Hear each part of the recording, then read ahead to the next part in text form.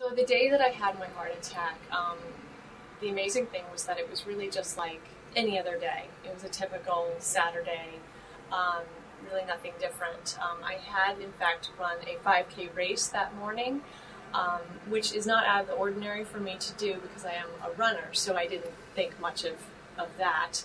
The race was fine. I got home and I was standing in my kitchen and just getting something to eat, and that's when I started to experience this severe chest pain.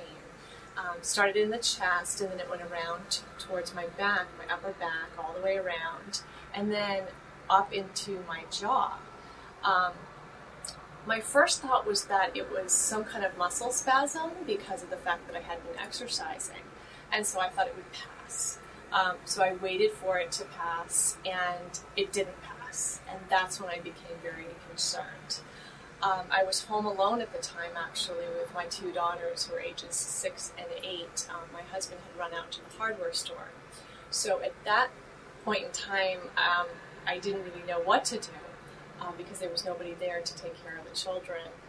But when my husband came home, I told him what was happening, and I told him that I really thought that we should call 911.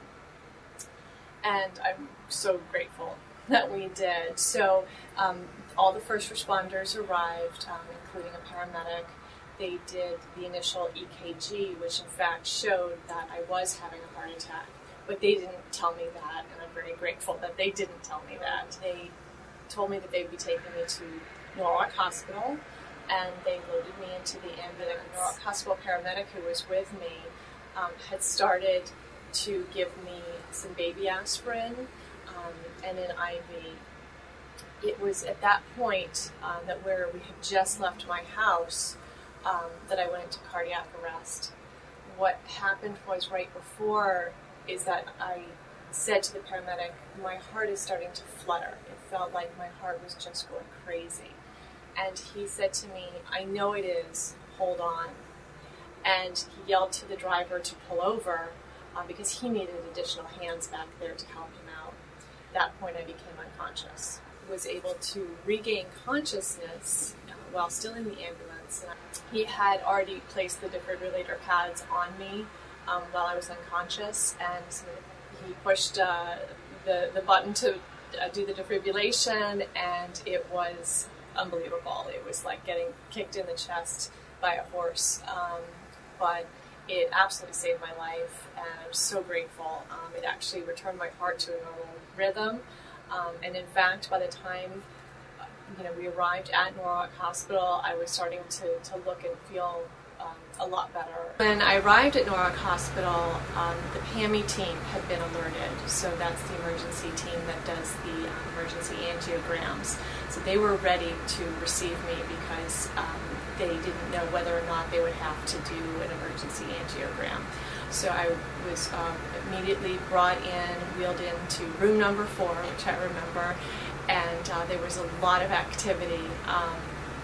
What I remember, though, was feeling very calm and very secure. The people around me, the nurses, the doctors, were, of course, asking me a lot of questions. There was a lot of activity, a lot of needles and things like that, but everyone was so nice and so professional and so calm that it gave me peace of mind that I knew I was going to be okay. So the paramedic who was with me in the ambulance, who really did save my life, was a Norwalk Hospital paramedic named Mike Zumagala, and he was tremendous. He was so comforting, so calm, even in the face of a really scary situation. And I really felt like in that moment, my life was solely in his hands, and I trusted him with my life, and I trusted that he was going to get me through it. My nurse in the emergency room was Bobby, and I remember her very vividly, and she was so sweet and so caring and had a great sense of humor, and she really took an interest in my situation and sort of seeing me through, and she was with me for many hours. even after I left the emergency room to go up to the intensive care unit, the next day she came up to visit me and to kind of give me some words of support, to let me know that she was thinking about me and that I actually held a special place in her mind, and that I just thought that was very, very special.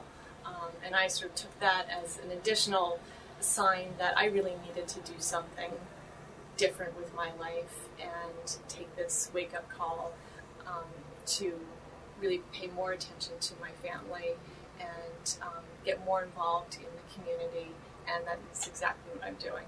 What I heard is that in the past, when patients had cardiac events, they had to be immediately transferred up to Bridgeport Hospital, and a lot of critical time was lost. And now that at Norwalk Hospital there is the state-of-the-art cardiac care, I know I benefited from that immensely, and it's really, really important that we have that type of service in this community. Absolutely.